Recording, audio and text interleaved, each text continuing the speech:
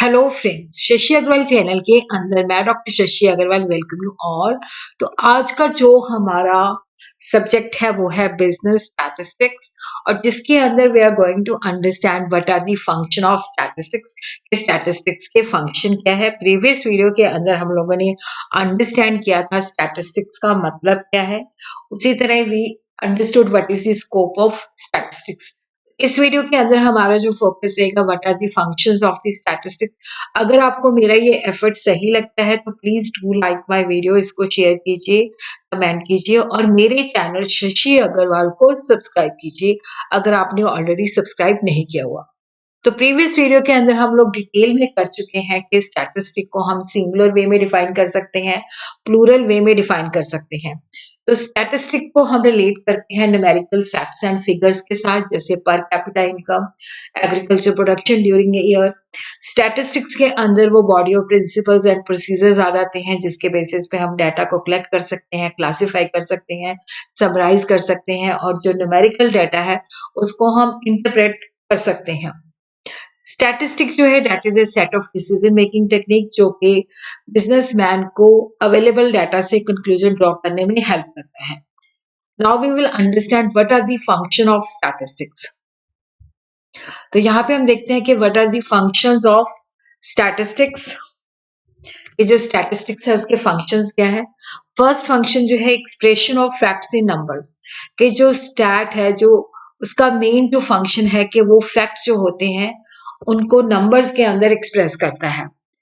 तो जितने भी फिनोमिना अकर करते हैं, express fact relating to different phenomena in numbers, numerical way में उसको जो है फैक्ट्स को बताता है।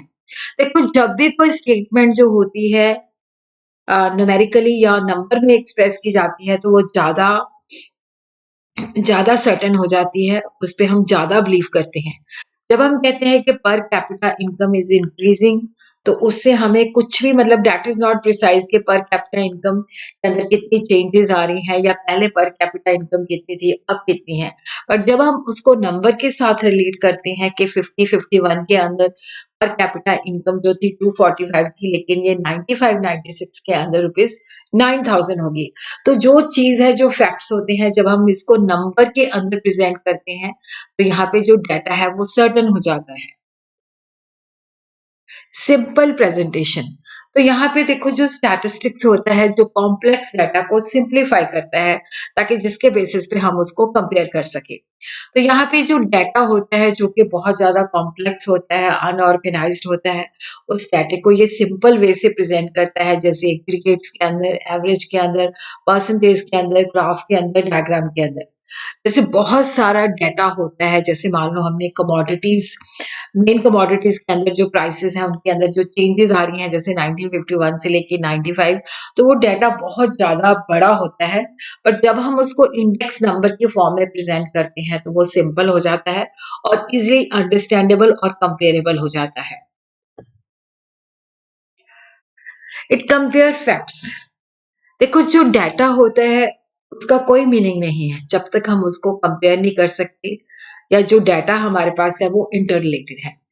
जैसे हम कहते हैं कि पर capita income in US dollar in 2023 जो है 2480.8 है, तो इससे हमें कुछ नहीं पता चलता कि इंडिया पर कैपिटा इनकम हाई है कि लो है, कुछ नहीं पता चलता।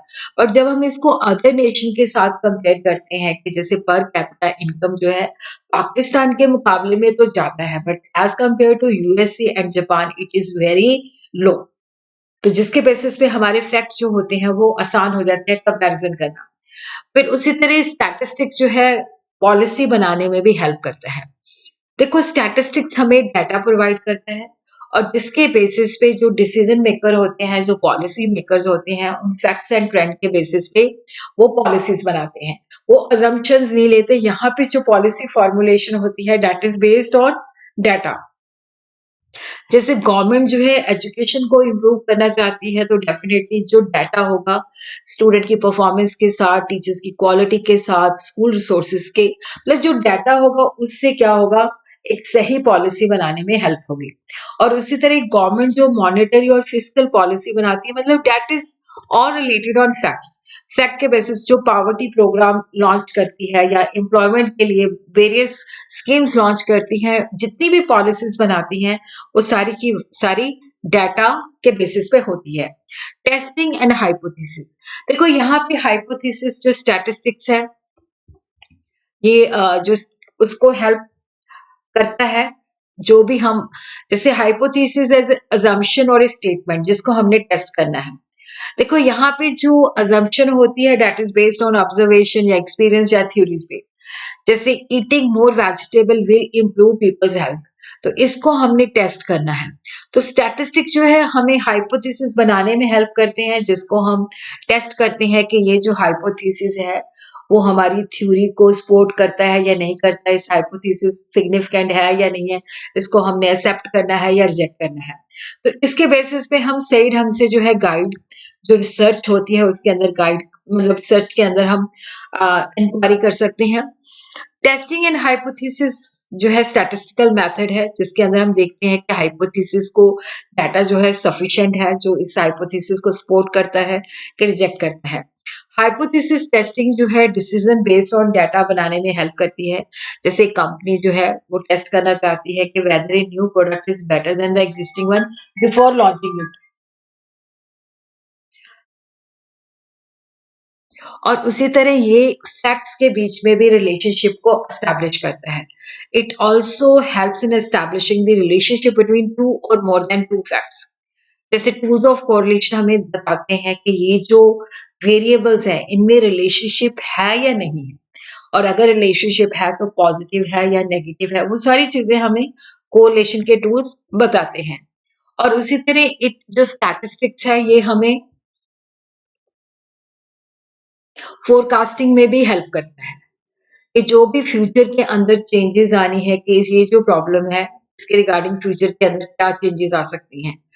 जैसे यहाँ पे हम बेसिकली जो है, देखो यहाँ पे जो स्टैटिस्टिक है हमें फ्यूचर के बारे में प्रेडिक्शन, जैसे हम देखना चाहते हैं कि फूड प्रोडक्शन के अंदर चेंजेस क्या हुई हैं, पॉपुलेशन के अंदर चेंजेस क्या हुई हैं, जो भी इंडिया के अंदर पॉलिसीज अडॉप्ट की गई हैं। और उसी तरह जो एक्स्ट्रापोलेशन टेक्निक्स होती हैं, एक्स्ट्रापोलेशन टेक्निक्स होती हैं, वो भी हमें प्रेजेंट फैक्ट के बेसिस पे फ्यूचर के लिए प्रेडिक्शन करने में हेल्प करती हैं।